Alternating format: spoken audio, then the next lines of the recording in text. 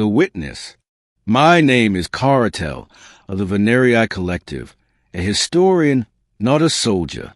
I have spent a lifetime studying conflict across the stars, cataloging species and their patterns of war, until I saw the humans fight. And everything I thought I understood about fury, fear, and survival burned away like dust. The calm before. When the Varco swarm invaded the border colony of Terran IV, the Galactic Council dispatched the usual response: diplomats, analysts, and observers, a show of unity, not actual aid. I was assigned to record the battle's outcome. The humans requested only one thing: evacuate all civilians from orbit. We'll handle it. Their confidence was absurd. There were only 6 human ships against an armada of hundreds. We all assumed we'd be recording humanity's extinction. The warning.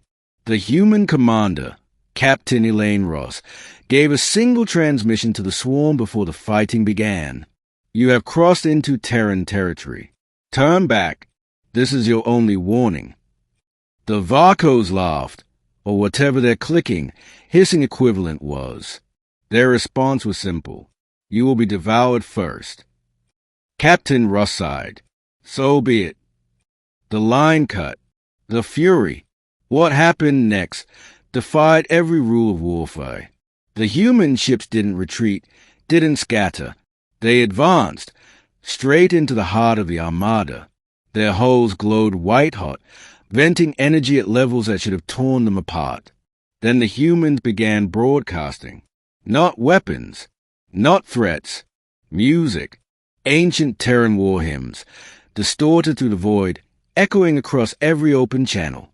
And as the first human vessel rammed the Varco's dreadnought head-on, the song reached a crescendo. In seconds, the armada fractured. The humans didn't fight like strategists. They fought like storms. The impossible. Every simulation said the humans would lose in minutes. But they didn't. Their ships, smaller, older, less advanced, used maneuvers no sane pilot would tempt. They overloaded reactors, redirected shield harmonics into hull plating, and detonated their own ammunition to blind enemy sensors. Each explosion was both suicide and salvation. And yet, none of them died. Because each blast was calculated, not desperation, but design. They planned it. The turning. The Varco's fleet, once numbering hundreds, broke formation. When their queen carrier tried to retreat, the humans locked onto her with a graviton net, a weapon banned centuries ago. Captain Russ's voice came through, cold and clear. You wanted to taste us. Here's your bite. And with that, the humans ripped the Varco's flagship in half. Not vaporized, not obliterated, torn apart, slowly, deliberately, for every enemy ship to see. The aftermath. When the fighting ended, the battlefield was silent.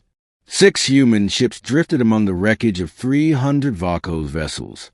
Their hulls were scarred, their systems fried, but every single one still transmitted life signs.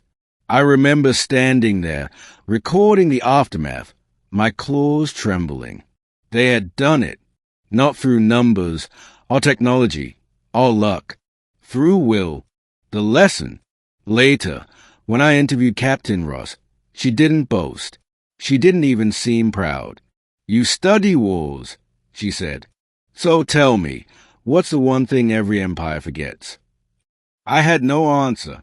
That peace isn't our nature, she said quietly. It's our choice. And when you make us choose otherwise. She looked out the viewport, where the wreckage still glowed in orbit. We remind the galaxy what happens when you corner a species that learns survival by burning its own world. The reckoning. The Council called it an unfortunate escalation.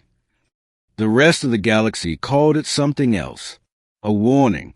Because when humans unleashed their fury, it wasn't chaos.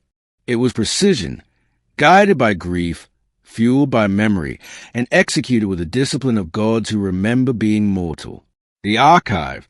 Years later, when I wrote my history of the event, I titled the entry simply, Terran IV, the day Fury spoke.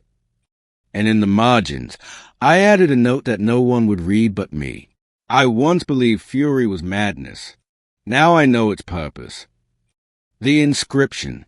At the Taren Memorial, there's a phrase carved into stone, written in every galactic language. Do not mistake peace for weakness. And beneath it, in English, the words that still haunt me. We tried kindness first,